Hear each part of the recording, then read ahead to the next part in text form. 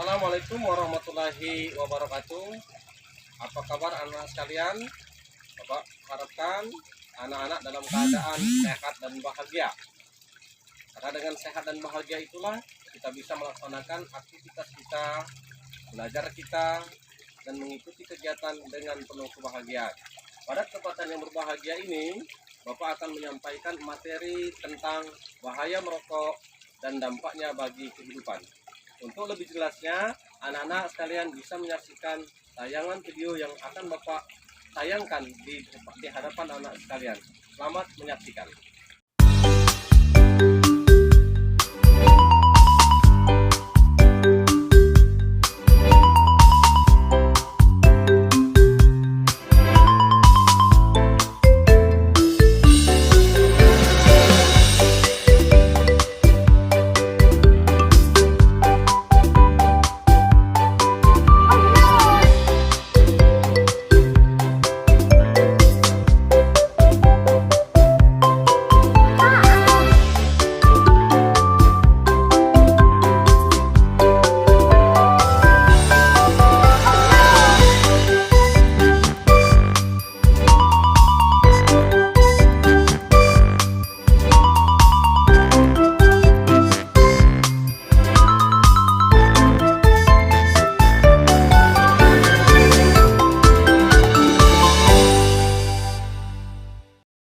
Kita semua kenal dengan yang namanya rokok, dan bagaimana semua orang berkata bahwa merokok merupakan aktivitas yang tidak sehat.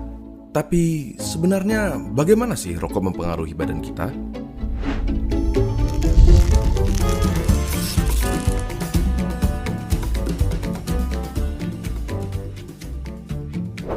Coba kita mulai dengan komponen-komponennya. Pertama, nikotin, suatu zat yang bisa bikin kita kecanduan, si alasan utama kenapa semua orang tidak bisa berhenti merokok. Bahkan, dia adalah alasan kenapa mereka yang berniat berhenti merasa tidak nyaman dan akhirnya ditarik kembali. Selain nikotin, ada sekitar 7.000 bahan kimia lainnya yang terlibat dalam proses membakar satu batang rokok, di mana diantaranya ada beberapa yang akan menjadi aktif dan dapat merusak badan kita. Terlebih lagi, terdapat lebih dari 60 bahan kimia diantaranya yang diketahui dapat menyebabkan kanker. Dari sini, kita dapat mengambil kesimpulan bahwa merokok dapat merusak berbagai macam organ tubuh kita dan secara umum menurunkan kondisi kesehatan. Komponen berikutnya adalah tar, suatu nama yang diberikan untuk partikel-partikel yang tergantung di dalam rokok. Partikel-partikel ini berisi zat-zat yang dapat menyebabkan kanker seperti karsinogen. Contohnya adalah metal seperti arsenik, kadmium, dan lain-lainnya. Tar itu lengket dan berwarna coklat.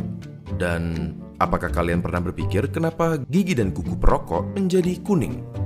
Yap, itu adalah tar yang dapat juga mengotori paru-paru dan memberikannya penampilan yang sama.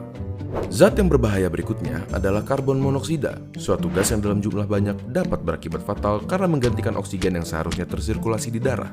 Gampangnya seperti ini. Di darah terdapat sel darah merah, dan di sel darah merah terdapat hemoglobin. Pada mereka yang tidak merokok, oksigen mengikat ke hemoglobin dan diantar ke seluruh tubuh. Tetapi, karbon monoksida dapat meningkatkan dirinya ke hemoglobin lebih mudah dari oksigen, dan akhirnya menggantikan oksigen. Kalian mungkin berpikir, ya sudahlah, apa masalahnya oksigen diganti karbon monoksida? Sangat bermasalah. Karbon monoksida membuat darah semakin kental, dan pada aktivitas seperti berlari yang membutuhkan banyak suplai oksigen, organ-organ penting seperti jantung, otak, dan lain-lain jadi kebagian sedikit sekali oksigen dan dapat berakibat fatal. Selain itu, di dalam rokok terdapat sesuatu yang bernama hidrogen cyanida.